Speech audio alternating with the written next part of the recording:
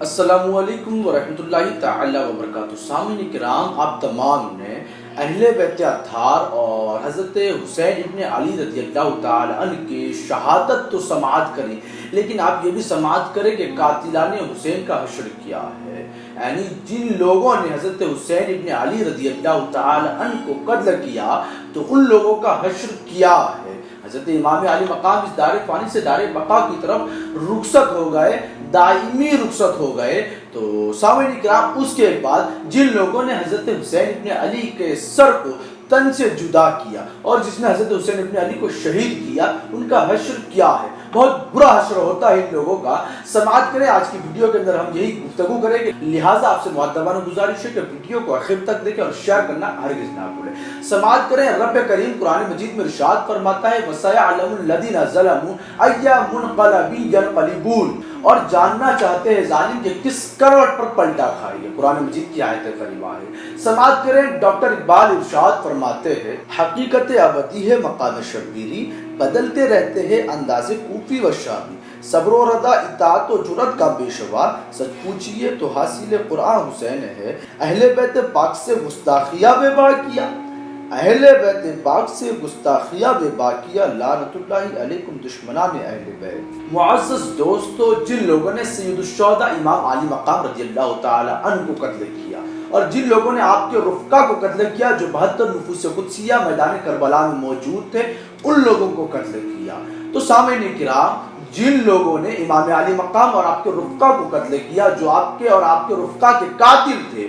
اور جو آپ کے مقابل میں شریک تھے، یعنی آپ کے اگینسٹ جو سامنے والے باطل قوم ہے ان میں جو لوگ شریک تھے، یا امام پاک کی شہادت سے جو لوگ خوش ہوئے، امام پاک کی شہادت سے جو لوگ خوش ہوئے، تو یقیناً رب تعالیٰ انہیں آخرت میں عذاب الہی میں مبتلا کرے گا۔ رب تعالیٰ انہیں ایسا عذاب دے گا کہ رب تعالیٰ کے عذاب سے بڑھ کر کوئی عذاب ہو ہی نہیں سکتا۔ یعنی جن لوگوں نے سید الشہداء امام علی مقام کو قتل کیا اور آپ کے رفقا کو قتل کیا، جو لوگ امام حسین اور آپ کے رفقا کے قاتل ہیں، رب تعالیٰ انہیں آخرت میں عذاب الہی دے گا ہی دے گا، لیکن انہیں دنیا میں بھی اس کی سزا مل گئی۔ امام حسین کو قتل کرنے کی اور آپ کے رفقا کو قتل کرنے کی ان تمام کو دنیا میں ہی سزا مل گئی، مگر اللہ تعالیٰ کی ذات نے ان تمام کو دنیا میں بھی سزا دی، یعنی دنیا میں بھی سزا سے حقدار ہوئے اور آخرت میں بھی وہ سزا کے مستحق ہو گئے۔ اب دیکھو کہ جن لوگوں نے امام پاک اور امام پاک کے رفقا کو شہید کیا تو ان میں سے کچھ لوگ جو ہے بہت بری طریقے سے مارے گئے، اور ساتھ ہی ساتھ ان میں سے کچھ لوگ وہ اندھے ہو گئے، کچھ لوگ تو بہت بری طریقے سے مارے گئے اور کچھ لوگ اندھے ہو گئے، اور کچھ لوگوں کے چہرے سیاہ ہو گئے، یعنی ان کا جو فیس ہے وہ بلیک ہو گیا، کالا ہو گیا۔ اب ان میں سے کچھ لوگوں کو کوڑ کی بیماری ہو گئی، یعنی یہ کہ بعض وہ لوگ کہ جو لوگ اندھے ہو گئے، بعض وہ جنہیں کوڑ کی بیماری لاحق ہو گئی، اور بعض وہ جو بہت بری طریقے سے مارے گئے، اور ان میں سے کچھ وہ لوگ ہیں کہ جو بہت ہی بری بلاؤں کے اندر ہلاک ہو گئے، یعنی عبرت ناک بلاؤں کے اندر وہ ہلاک ہو گئے۔ ایسی بلا انہیں آ پڑی کہ اس کا کوئی علاج نہیں، کیونکہ یہ رب تعالیٰ کی طرف سے تھا، یہ کسی اور کی طرف سے نہیں، دنیاوی کسی انسان کی طرف سے یہ ریونج نہیں تھا، بلکہ یہ رب تعالیٰ کی طرف سے تھا۔ یہ رب تعالیٰ کی طرف سے انہیں دنیا میں بھی سزا ملی اور آخرت میں بھی انہیں سزا ملے گی۔ حضرت امام علی پاک کو قتل کرنے کی سزا انہیں دنیا میں بھی مل رہی ہے اور آخرت میں بھی ملے گی۔ اب آپ نے سنا کہ کچھ لوگوں کے چہرے کالے ہو گئے، کچھ لوگوں کی آنکھیں چلی گئی، کچھ لوگوں کو کوڑ کی بیماری ہو گئی، اور ان میں سے کچھ لوگ بہت بری طریقے سے مارے گئے، اور کچھ لوگ ایسے بلاؤں کے اندر مبتلا ہوئے، ایسی عبرت ناک بلاؤں میں مبتلا ہوئے کہ وہ عبرت ناک بلا میں مبتلا ہو کر وہ ہلاک ہو گئے۔ رب تعالیٰ نے ان تمام کا حشر بہت ہی برا کیا ہے۔ اب سماعت کریں کہ حضرت عبداللہ ابن عباس سے روایت ہے کہ نبی اکرم صلی اللہ علیہ وسلم ارشاد فرماتے ہیں کہ میرے پاس جبرائیل آئے اور مجھے جبرائیل نے خبر دی کہ رب تعالیٰ ارشاد فرماتا ہے کہ میں نے یحییٰ بن زکریا کے خون کے بدلے 70,000 افراد کو قتل کیا تھا۔ رب تعالیٰ رب کریم اپنے محبوب سے حضرت جبرائیل امین کے ذریعے پیغام پہنچا رہا ہے، میسج پہنچا رہا ہے کہ اے پیارے محبوب صلی اللہ تعالی علیہ وسلم، میں نے یحییٰ بن زکریا کے خون کے بدلے میں، حضرت یحییٰ بن زکریا کو قتل کیا گیا تھا، تو حضرت یحییٰ بن زکریا کے خون کے بدلے میں نے 70,000 افراد کو قتل کیا تھا۔ رب فرماتا ہے کہ میں نے یحییٰ بن زکریا کے خون کے بدلے میں 70,000 افراد کو قتل کیا تھا، اور یقیناً میں حسین ابن علی کے خون کے بدلے میں 70,000 افراد کو قتل کروں گا۔ رب کریم اپنے محبوب سے ارشاد فرماتا ہے کہ جس طریقے سے میں نے یحییٰ بن زکریا کے خون کے بدلے میں 70,000 افراد کو قتل کیا تھا، اسی طریقے سے حسین ابن علی کے خون کے بدلے میں 70,000 افراد کو قتل کروں گا۔ یہ رب کریم نے حکم بھیجا، پیغام بھیجا حضرت جبرائیل امین کے ذریعے سے پیارے آقا صلی اللہ تعالی علیہ وسلم کے پاس۔ اب دیکھو کہ رب تعالیٰ نے ان لوگوں پر ایسا حاکم مسلط کیا کہ نہ پوچھو بات۔ عبد الملک کے زمانے میں کوفہ پر مختار بن عبید ثقفی کو تسلط حاصل ہوا، یعنی عبد الملک کے زمانے کے اندر جو کوفہ کی سرزمین ہے تو اس کی حاکمیت اور اس کی حکومت وہ مختار بن عبید ثقفی کے ہاتھ میں ہے، یعنی اب اس کا گورنر مختار بن عبید ثقفی ہے، مختار ثقفی جس سے شارٹ میں کہتے ہیں۔ تو کوفہ کی حکومت، کوفہ کی حکمرانی مختار ثقفی کے ہاتھ کے اندر آئی، اور مختار ثقفی کہتا ہے کہ میں قاتلان حسین کو ہرگز نہ چھوڑوں گا۔ مختار ثقفی کہتا ہے کہ میں قاتلان حسین کو ہرگز نہیں چھوڑوں گا، اور ان میں سے ہر ایک کو چن چن کر ماروں گا۔ اگر میں نے ایسا نہ کیا تو اللہ اور اس کے رسول کی مجھ پر لعنت ہے۔ ثقفی کہتا ہے کہ اگر میں نے ایسا نہ کیا، یعنی حسین ابن علی کے قاتلوں کو میں چن چن کر ماروں گا، شہداء کربلا کے قاتلوں کو میں چن چن کر ماروں گا، اور اگر میں نے ایسا نہ کیا تو اللہ اور اس کے رسول کی مجھ پر لعنت ہے۔ پھر مختار ثقفی نے لوگوں سے حضرت حسین ابن علی رضی اللہ تعالی عنہ کے مقابل میدان کربلا میں جانے والوں کے نام اور ایڈریس پوچھے لوگوں سے۔ حضرت امام حسین رضی اللہ تعالی عنہ کے سامنے جو باطل گروہ تھا، یزیدی قوم تھی، تو مختار ثقفی نے حسین ابن علی کے سامنے والے گروہ یعنی باطل گروہ جن لوگوں نے حضرت حسین ابن علی کو شہید کیا، تو اس گروہ کو مختار ثقفی نے ان تمام کے نام پوچھے، ان تمام کے ایڈریس پوچھے، اور اس نے ایک ایک کر کے لوگوں کو چن چن کر کے قتل کرنا شروع کیا۔ لوگوں کو ایک ایک کر کے چن چن کر کے مختار ثقفی نے شہیدان کربل کے قاتلوں کو اس نے چن چن کر مارنا شروع کیا، قتل کرنا شروع کیا۔ اور ایک دن ایسا کہتا ہے، ایک دن تمام لوگوں کو اپنی طرف متوجہ کر کے مختار ثقفی کہتا ہے کہ میں کل ایسے شخص کو ماروں گا۔ مختار ثقفی تمام کو اپنی طرف متوجہ کر کے کہتا ہے کہ کل کے دن میں ایسے شخص کو ماروں گا کہ جس کے موت پر، کہ جس کے قتل پر مومنین اور ملائکہ خوش ہو گئے، مومنین اور ملائکہ خوش ہو گئے جس کے قتل پر، ایسے شخص کو کل میں ماروں گا۔ اب سامعین کرام سماعت کریں کہ جس وقت مختار ثقفی نے یہ کہا کہ میں کل کے روز ایسے شخص کو ماروں گا کہ جس کے قتل پر مومنین بھی اور ملائکہ بھی خوش ہو گئے، تو اس وقت جب مختار ثقفی یہ اعلان کر رہا تھا تو اس وقت مختار ثقفی کے بغل کے اندر ایک شخص بیٹھا تھا جس کا نام تھا حیثم بن اسود۔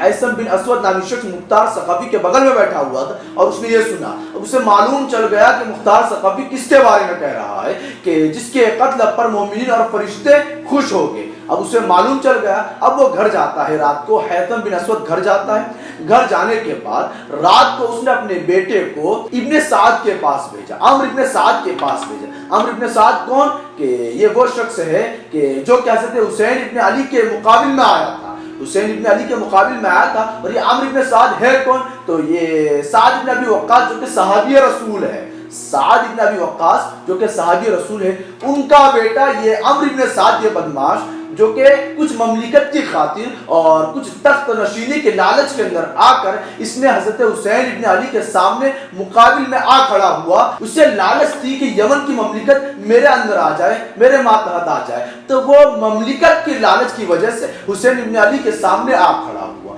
تو یہ عمرو ابن سعد وہ شخص ہے، سمجھنا۔ تو یہ عمرو ابن سعد جو ہے تو اس کے گھر وہ حیثم بن اسود نے اپنے بیٹے کو بھیجا، حیثم بن اسود نے اپنے بیٹے کو عمرو ابن سعد کے گھر راتوں رات بھیجا اور کہا کہ اپنی حفاظت کا انتظام کر لو۔ اس کے بیٹے نے اس کا ابا کا پیغام بھیجا، کس کے پاس؟ ابن سعد کے پاس، عمرو ابن سعد کے پاس۔ اس کے بیٹے نے اس کا ابا کا پیغام پہنچایا کہ اپنے محفوظ ہونے کا، اپنی حفاظت کا انتظام کر لو، کیونکہ کل تمہیں مختار ثقفی قتل کرنا چاہتا ہے۔ اس کے بعد کا پیغام اس نے پہنچایا کہ مختار ثقفی کل تمہیں قتل کرنا چاہتا ہے. تو ابن سعد نہیں مانا اور اس نے کہا کہ کل مجھے، ابن سعد کہتا ہے کہ کل مجھے مختار ثقفی ہرگز قتل نہیں کرے گا. پھر جب دوسرا دن ہوتا ہے تو مختار ثقفی نے ایک آدمی کو ابن سعد کو بلانے کے لیے بھیجا. ابن سعد کو بلانے کے لیے بھیجا تو ابن سعد نے خود نہیں آیا بلکہ ابن سعد نے اپنے بیٹے حفص کو بھیجا. کس کے پاس؟ مختار ثقفی کے پاس. ایک دن پہلے اسے اطلاع مل گئی تھی کہ مختار ثقفی مجھے قتل کرنا چاہتا ہے. تو ابن سعد خود نہیں آیا بلکہ ابن سعد نے اپنے بیٹے حفص کو اس نے مختار ثقفی کے بارگاہ کے اندر بھیجا، مختار ثقفی کے دربار کے اندر بھیجا. اب مختار ثقفی کے دربار میں آتا ہے وہ شخص، اس کا لڑکا ابن سعد کا حفص نامی. تو مختار ثقفی کہتے کہ تیرا باپ کہاں ہے؟ تو حفص کہتا ہے کہ میرا باپ یہ خلوت نشین ہو گیا ہے. حفص کہتا ہے کہ میرا باپ خلوت نشین ہو گیا ہے. مختار ثقفی اس سے مخاطب کہہ کر کہتا ہے حفص سے کہ وہ حکومت کہاں گئی کہ جس کی وجہ سے تم نے فرزند رسول صلی اللہ علیہ وسلم کو قتل کیا تھا. وہ حکومت کہاں چلی گئی جس کی وجہ سے تم نے فرزند رسول نواسہ رسول صلی اللہ علیہ وسلم کو قتل کیا تھا. یعنی جس حکومت کی وجہ سے، جس حکومت کی لالچ میں آ کر تم لوگوں نے حسین ابن علی سے جھگڑا کیا، حسین ابن علی سے تم نے جنگ کی جو کہ نواسہ رسول ہے. ان سے جنگ کرنا گویا کہ جہنم میں رسید ہونے کا، جہنم میں پہنچنے کی سرٹیفکیٹ ہے تمہارے پاس. تو سامعین کرام، اس حکومت کی وجہ سے تم نے حسین ابن علی سے جھگڑا کیا. تو وہ حکومت کہاں گئی؟ مختار ثقفی اس سے کہتا ہے، اس کے بیٹے سے حفص سے، کہ وہ حکومت کہاں گئی کہ جس کی وجہ سے تم نے فرزند رسول سے جھگڑا کیا، فرزند رسول سے جنگ کی تھی. کہاں گئی وہ حکومت؟ مختار ثقفی کہتا ہے کہ اب گھر کیوں بیٹھا ہے ابن سعد، اب گھر کیوں بیٹھا ہے؟ اس کی وہ حکومت کہاں گئی جس کی وجہ سے فرزند رسول کا خون اس نے بہایا تھا. مختار ثقفی نے کہا کہ اب گھر کیوں بیٹھا ہے؟ مختار ثقفی نے اپنا کوتوال ابو عمرہ، جس کا نام تھا ابو عمرہ نامی شخص کو اس نے اس کے پاس بھیجا. ابو عمرہ نامی شخص کو جو کہ کوتوال ہے مختار ثقفی کا. تو مختار ثقفی نے اپنے ابو عمرہ نامی کوتوال کو ابن سعد کے گھر بھیجا اور کہا کہ اس کا سر کاٹ کر لے کر آئے، اس کا سر کاٹ کر میرے دربار میں لایا جائے. اب جب ابو عمرہ نامی شخص جو کہ کوتوال ہے وہ ابن سعد کے گھر جاتا ہے، جانے کے بعد وہ کوتوال اس کا سر کاٹ کر اپنے دامن میں چھپا کر مختار ثقفی کے دربار میں لے آتا ہے. یعنی ابن سعد کے گھر جا کر وہ کوتوال ابن سعد کے گھر جاتا ہے. گھر جانے کے بعد اس کا سر قلم کر دیتا ہے، سر تن سے جدا کر دیتا ہے. سر تن سے جدا کرنے کے بعد اس کے سر کو اپنے دامن میں چھپا کر وہ مختار ثقفی کے دربار میں لاتا ہے اور مختار ثقفی کے دربار کے اندر لانے کے بعد اس کے سامنے پیش کر دیتا ہے وہ کوتوال. اب جیسے ہی پیش کرتا ہے تو مختار ثقفی اس کے بیٹے سے کہتا ہے، حفص سے کہتا ہے کہ یہ کس کا سر ہے؟ مختار ثقفی اس کے بیٹے سے کہتا ہے کہ یہ کس کا سر ہے؟ پہلے تو وہ کہتا ہے کہ انا للہ و انا الیہ راجعون. پھر وہ کہتا ہے کہ یہ تو میرے باپ کا سر ہے. اب میرے باپ کے وفات کے بعد، میرے باپ کے موت کے بعد میرے جینے کا کوئی مزہ نہیں، میرے جینے میں کوئی مقصد نہیں، میرے باپ کے انتقال کے بعد میرے جینے میں کوئی مزہ نہیں. جیسے ہی یہ سنا نے مختار نے تو مختار ثقفی کہتا ہے کہ اسے بھی قتل کر دیا جائے. ابن سعد کو قتل کیا تو کیا لیکن اس کے بیٹے کو بھی قتل کر دیا جائے. اب جیسے اس کا حکم پہنچا مختار ثقفی کا، کیونکہ اس کی حکومت تھی، حکمرانی بیٹھ گئی تھی، تو اس نے حکم دیا اپنے کوتوال کو، تو اس کے بیٹے حفص کو بھی قتل کر دیا گیا. کہ اس کے بعد مختار ثقفی کہتا ہے کہ باپ کا سر حسین ابن علی کا بدلہ ہے، حسین ابن علی کا بدلہ ہے باپ کا قتل. ابن سعد کو قتل کیا حسین ابن علی کی قتل کی وجہ سے، اور بیٹے کا قتل، حفص کا قتل، یہ علی اکبر کے قتل کا بدلہ ہے. یعنی حسین ابن علی کے قتل کا جو ریونج ہے، قتل کا جو بدلہ ہے حسین ابن علی کے، تو اس کے بدلے میں، حسین ابن علی کے قتل کے بدلے میں مختار ثقفی نے وہ ابن سعد کو قتل کیا. علی اکبر کی شہادت کے بدلے کے اندر، علی اکبر کی شہادت کے بدلے کے اندر حفص نامی جو کہ ابن سعد کا لڑکا ہے اس کو قتل کیا گیا. تو مختار ثقفی کہتا ہے کہ باپ کا سر حسین ابن علی کا بدلہ ہے اور بیٹے کا سر علی اکبر کا بدلہ ہے. پھر مختار ثقفی کہتا ہے کہ اگرچہ یہ دونوں برابر نہیں ہو سکتے، یعنی یہ کہ بعد امام حسین کے مقام تک نہیں پہنچ سکتا ہے، ان کے قدموں کی دھول تک نہیں پہنچ سکتا ہے، اور بیٹا علی اکبر کے قدموں کی دھول تک نہیں پہنچ سکتا ہے، اس کے باوجود بھی امام حسین ابن علی اور علی اکبر کے بدلے کے اندر ان دونوں باپ بیٹے کو میں نے قتل کیا. مختار ثقفی کہتا ہے کہ خدا کی قسم اگر میں تہائی قریش کو قتل کر بھی دوں تب بھی حسین ابن علی کے ایک انگلی کے برابر نہیں ہو سکتا. یعنی پورے تہائی قریش کو میں قتل کر بھی دوں تب بھی حسین ابن علی کے ایک انگلی کے برابر بھی نہیں ہو سکتا ہے. حسین ابن علی کا مقام و مرتبہ جو آپ کی افضلیت ہے, جو رتبہ جو مقام ہے, وہ ان تمام کو قتل کر دوں اس کے باوجود بھی آپ کے شہادت کا وہ لیول یہ لوگ حاصل نہیں کر سکتے ہیں. پھر دیکھو کہ ان دونوں کے قتل کرنے کے بعد باپ بیٹے کو قتل کیا, ان کا سر تن سے جدا کر دیا. اب اس سروں کو, ان دونوں کے سروں کو, ابن سعد کا سر اور حفص کا سر, تو ان دونوں سروں کو بھیگی کیا, اکٹھا کیا. اکٹھا کرنے کے بعد ان دونوں سروں کو محمد بن حنفیہ کے پاس بھیجا. محمد بن حنفیہ کون ہے؟ یہ حضرت علی رضی اللہ تعالی عنہ کے وہ بیٹے ہیں جو حضرت فاطمہ زہرا سلام اللہ علیہا کے علاوہ دوسری بیوی آپ کی بیوی کا نام حنفیہ ہے. حضرت فاطمہ زہرا سلام اللہ علیہا کے وفات کے بعد حضرت علی نے شادی کی کہ اس عورت سے شادی کی جن کا نام حنفیہ تھا. حضرت علی کے بیٹے حنفیہ کے بدن اقدس سے جو اولاد ہوئی ان کا نام محمد ہے, محمد بن حنفیہ. الحمدللہ تم الحمدللہ کہ اس ناچیز کو حضرت محمد بن حنفیہ جو کہ حضرت علی کے بیٹے ہیں اور حضرت حنفیہ کے بدن اقدس سے آپ کی ولادت مبارکہ ہوئی ہے. تو الحمدللہ کوفہ کی سرزمین پر آپ کا مزار انور ہے اور جسے عرب کے گورنمنٹ نے گھیر لیا ہے.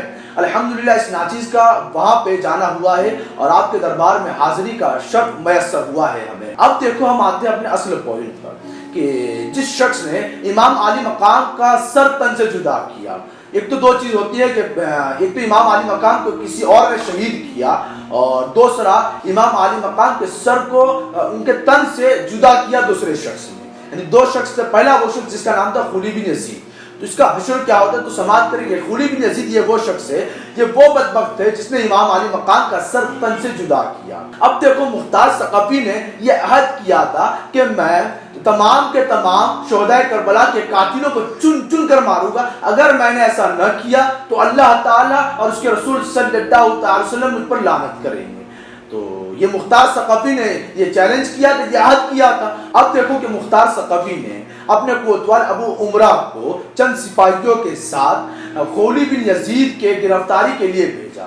اب سماعت کریں کہ یہ جو میں نے تمہیں بتایا کہ ابو عمرہ یہ گزر چکا ہے ماقبل میں جس نے ابن سعد کا قتل کیا اور جو کہ مختار ثقفی کا کوتوال ہے, رائٹ ہینڈ ہے. تو سماعت کریں کہ خلی بن یزید کی گرفتاری کے لیے کوتوال کو بھیجا گیا. اب کوتوال جب اس کے گھر پر ڈیرا ڈال دیا اور اس کے گھروں کو چاروں اور سے گھیر لیا, کوتوال نے ابو عمرہ نے جب چاروں طرف سے اپنے سپاہیوں کے ذریعے سے اسے گھیر لیا نا تو اب اسے خوف لاحق ہو گیا.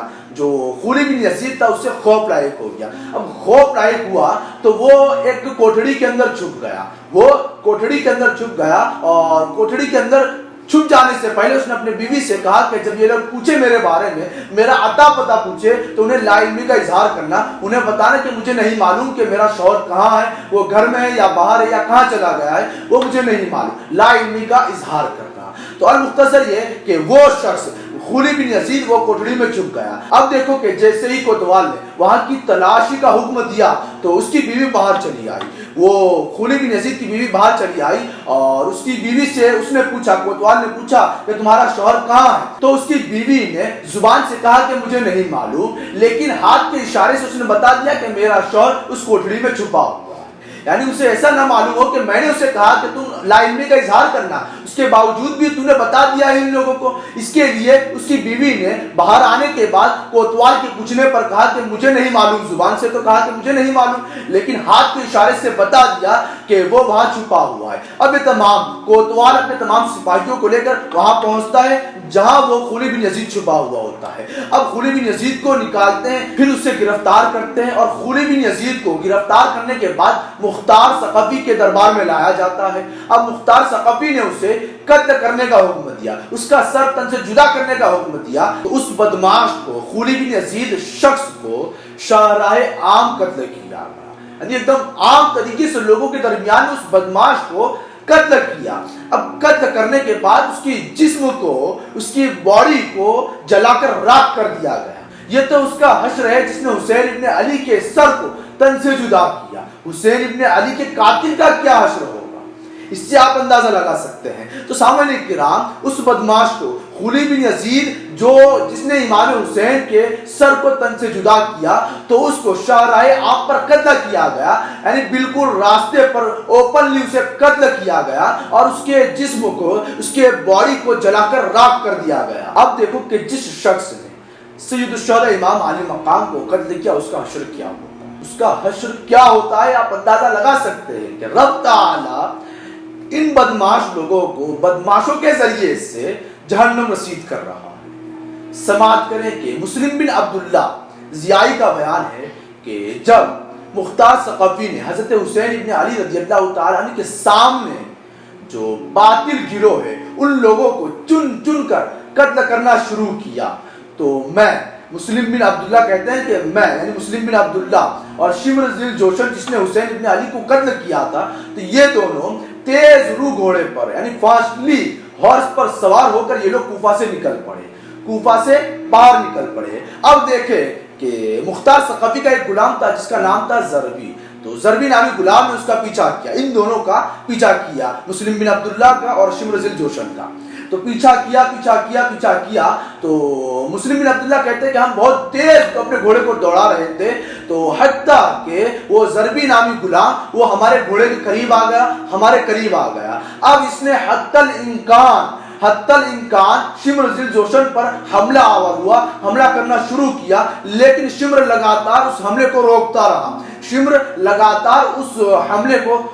رہا، یہاں تک کہ شمر ذی الجوشن نے اپنی تلوار اٹھا کے ضربی نامی غلام پر ایسا حملہ کیا کہ اس کی کمر توڑ دی گئی۔ شمر ذی الجوشن نے مختار ثقفی کا جو غلام تھا ضربی، تو اس کے کمر پر ایسا حملہ کیا کہ اس کی کمر توڑ دی گئی۔ اب جب ضربی نامی غلام کو مختار ثقفی کے دربار میں لایا جاتا ہے، مختار ثقفی کہتا ہے کہ میں تمہیں ہرگز ایسا حملہ کرنے کا حکم نہ دیتا، یعنی کوئی دوسری رائے بتاتا کہ جس کی وجہ سے تم ان پر حملہ آور صحیح طریقے سے ہو جاتے اور غالب ہو کر اسے مار کر اسے جہنم رسید کر دیتے، لیکن ضربی نے اپنے دماغ چلا کر ان کے پیچھے ان کا پیچھا کیا، پیچھا کرنے کے بعد وہ خود زخمی ہو گیا، کیونکہ وہ جو شمر ذی الجوشن ہے تو شمر ذی الجوشن نے اس کی کمر توڑ دی، اور مختار ثقفی نے کہا کہ اگر تم میرے پاس رائے لینے آتے تو میں تمہیں ان پر اس طریقے سے حملہ کرنے کا ہرگز تمہیں بتاتا نہیں اور ہرگز ایسی رائے نہیں دیتا، اگر تم آتے تو میں دوسرے طریقے سے ان پر حملہ آور ہونے کی کوئی رائے بتاتا جس سے تم ان پر غالب آ جاتے۔ اب دیکھو کہ شمر اور مسلم بن عبداللہ یہ دونوں شخص وہاں سے بھاگ کر کوفہ اور بصرہ کے درمیان ایک گاؤں وہاں پہ موجود ہے، تو یہ لوگ وہاں پہ چلے گئے۔ کوفہ اور بصرہ کے درمیان ایک گاؤں موجود ہے جس سے غالباً کلتانیہ کہا جاتا ہے، تو وہ لوگ شمر ذی الجوشن اور مسلم بن عبداللہ یہ دونوں وہاں جا کر ٹھہرے۔ اب ٹھہرنے کے بعد یہ دونوں شخص نے ایک کسان کو بلا کر اسے مارا اور اسے پیٹا اور اسے مجبور کیا۔ میرا یہ خط مصعب بن زبیر کے پاس پہنچا، یعنی ایک کسان کو ان دو بدماشوں نے بلانے کے بعد اس کسان کو مارا، پیٹا اور مجبور کیا کہ میرا یہ خط مصعب بن زبیر کے پاس پہنچا دو۔ اب اس خط میں لکھا یہ تھا، شمر ذی الجوشن کی طرف سے پیغام امیر مصعب بن زبیر کے نام، یعنی یہ بھیج رہا تھا شمر ذی الجوشن کی طرف سے اور جا رہا تھا مصعب بن زبیر کے پاس۔ تو خط کے اندر یہ لکھا تھا کہ شمر ذی الجوشن کی طرف سے یہ پیغام امیر مصعب بن زبیر کے نام، اور اس خط کے اندر ان کا ایڈریس وہاں موجود تھا، ان کا پتہ موجود تھا، ان کا پتہ ان لوگوں نے لکھا تھا تاکہ جو مصعب بن زبیر جو امیر ہے تو وہ آ کے ان کی مدد کرے، ان کی رہنمائی کرے وغیرہ وغیرہ۔ اسی امید پر ان لوگوں نے وہ خط اس کسان کو مار کر کہا کہ یہ مصعب بن زبیر کے نام پہنچایا جائے۔ اب دیکھو کہ وہ کسان، وہ فارمر، اب وہ مجبور ہو کر وہ خط لے کے نکلتا ہے اپنے گاؤں سے۔ اب وہ دوسرے گاؤں میں پہنچتا ہے تو وہ ایسے گاؤں میں پہنچتا ہے کہ جہاں کے ابو عمرہ نامی جو شخص جو کہ کوتوال ہے مختار ثقفی کا، وہ اپنے چند سپاہیوں کے ساتھ جنگ کی چوکی قائم کرنے کے لیے آیا ہوا تھا اس گاؤں کے اندر۔ یعنی یہ کہ وہ جس گاؤں کے اندر، کلتانیہ گاؤں کے اندر جو شمر ذی الجوشن موجود تھا، اس نے فارمر کے ذریعے، ایک کسان کے ذریعے یہ خط بھیجا۔ اب وہ کسان اس گاؤں سے نکل کر دوسرے گاؤں میں پہنچتا ہے۔ اب جس گاؤں میں پہنچتا ہے تو اس گاؤں کے اندر ابو عمرہ جو کہ کوتوال ہے مختار ثقفی کا، تو یہ کوتوال اپنے چند سپاہیوں کے ساتھ وہ جنگ کی چوکی قائم کرنے کے لیے اس گاؤں میں آیا تھا۔ تو یہ کسان جو ہے، یہ کسان اپنے دوسرے کسان سے ملتا ہے اور ملنے کے بعد دوران گفتگو یہ شمر ذی الجوشن کی زیادتی بیان کرتا ہے، شمر ذی الجوشن کی زیادتی بیان کرتا ہے۔ اتفاقاً اس وقت ایک سپاہی عبد الرحمن بن عبید کا گزر وہاں سے ہوا، یعنی وہ دونوں کسان، وہ دونوں فارمرز آپس میں بات کر رہے تھے اور دوران گفتگو ان میں سے ایک نے جس کو مجبور کر کے بھیجا گیا تھا، تو اس نے دوسرے کسان سے شمر ذی الجوشن کی زیادتی بیان کی نا، تو اچانک سے عبد الرحمن بن عبید جو سپاہی ہے تو اس کا گزر وہاں سے ہوا، جیسے اس نے یہ سنا اپنے کانوں سے تو وہ ٹھہر گیا، وہاں رک گیا۔ رک جانے کے بعد اس شخص نے، عبد الرحمن بن عبید نے اس کے پاس سے خط لے لیا، اب اس سے پتہ پوچھا، ایڈریس پوچھا کہ بھئی یہ شمر ذی الجوشن ہے کہاں، اور ساتھ ہی ساتھ کہ اس خط کے اندر بھی ان کا پتہ موجود تھا، ان کا پتہ لکھا ہوا تھا۔ اب وہ خط حاصل ہو گیا، خط حاصل ہونے کے بعد شہر کا نام پتہ چل گیا، اس میں ایڈریس لکھا ہوا تھا، تو تمام پتہ چل گیا۔ اب اس کسان نے بتا دیا کہ یہ شہر اس جانب ہے۔ اب دیکھو تو ابو عمرہ جو کوتوال ہے فوراً اپنی سپاہیوں کے ساتھ وہ شمر ذی الجوشن کی طرف چل پڑا۔ مسلم بن عبداللہ شمر سے کہتا ہے کہ مجھے یہاں خوف محسوس ہو رہا ہے، ڈر محسوس ہو رہا ہے، لہٰذا ہمیں چاہیے کہ ہم یہاں سے بھاگ نکلیں، ہم یہاں سے کہیں دوسری جگہ جا کے ٹھہر جائیں جو کہ محفوظ ہو ہمارے لیے۔ تو اس کے جواب کے اندر، مسلم بن عبداللہ کے جواب کے اندر شمر ذی الجوشن کہتا ہے کہ میں یہاں سے 30 دن تک نہیں نکلوں گا، یعنی اس گاؤں کے اندر میں 30 دن تک ٹھہروں گا، اس کے بعد یہاں سے باہر نکلوں گا، کیونکہ اس نے خط بھیجا تھا، اب خط مصعب بن زبیر کے نام بھیجا تھا، اب اسے معلوم نہیں کہ آگے کیا ہوا، اس شہر کے نکلنے کے بعد کسان کے ساتھ کیا معاملہ ہوا اسے معلوم نہیں۔ اس نے یہی ایکسپیکٹیشن لے کے بیٹھا ہوا تھا کہ اس کا خط یہ مصعب بن زبیر کے نام پہنچ گیا ہے، مصعب بن زبیر کے پاس پہنچ گیا ہے، لیکن اسے یہ معاملہ خبر نہیں کہ اس کسان کے ساتھ کیا ہوا ہے۔ شمر ذی الجوشن نے کہا کہ 30 دن سے پہلے میں اس گاؤں سے ہرگز نہ جاؤں گا، اور تمہیں خوف شاید مختار کذاب کی وجہ سے ہو رہا ہے، یعنی یہ لوگ مختار ثقفی کی وجہ سے ہی یہ لوگ کوفہ سے باہر نکلے تھے، اور کوفہ اور بصرہ کے درمیان ایک گاؤں میں آ کے یہ لوگ ٹھہر گئے تھے، بس گئے تھے۔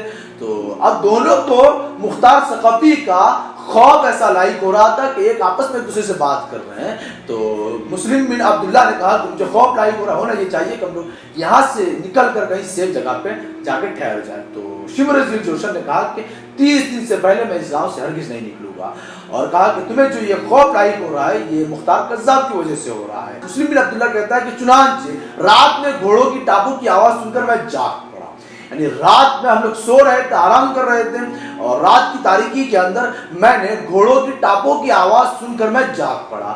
مسلم بن عبداللہ کہتا ہے کہ میں اپنے آپ کو مل ہی رہا تھا کہ اتنے میں ان تمام لوگوں نے تکبیر کہی، تکبیر کہنے کے ساتھ تمام سپاہیوں کے ساتھ وہ تمام ہماری جھوپڑیوں کے ارد و گرد وہ پھیل گئے اور ہماری جھوپڑیوں کو گھیرا کر لیا ان لوگوں نے۔ مسلم بن عبداللہ کہتا ہے کہ ہم گھوڑے کو چھوڑ کر پیدل نکل پڑے، ہم گھوڑے کو چھوڑ کر، یعنی اتنا وقت بھی ہم پر نہیں تھا کہ ہم گھوڑے پر سوار ہو کر وہاں سے روانہ ہو جائے، یعنی بیک وقت وہ تمام کے تمام جو مختار ثقفی کے جو سپاہی تھے اور کوتوال کے ماتحت جن لوگوں کو بھیجا تھا، تو تمام کے تمام سپاہی نے ایسا حملہ کیا ان کی جھوپڑی پر، گھوڑے پر سوار ہونے کا موقع بھی انہیں میسر نہ ہوا، اور اس کے بعد وہ لوگ پیدل کے پیدل نکل پڑے۔ اب وہ عبداللہ کہتا ہے کہ تمام لوگوں نے، یہ مختار ثقفی کے جو لوگ ہیں اور کوتوال کے ماتحت جتنے بھی سپاہی ہیں، وہ تمام کے تمام لوگوں نے یہ شمر ذی الجوشن پر ٹوٹ پڑے، شمر ذی الجوشن پر ٹوٹ پڑے، اور شمر ذی الجوشن ایک چادر اوڑے ہوئے اور نیزے سے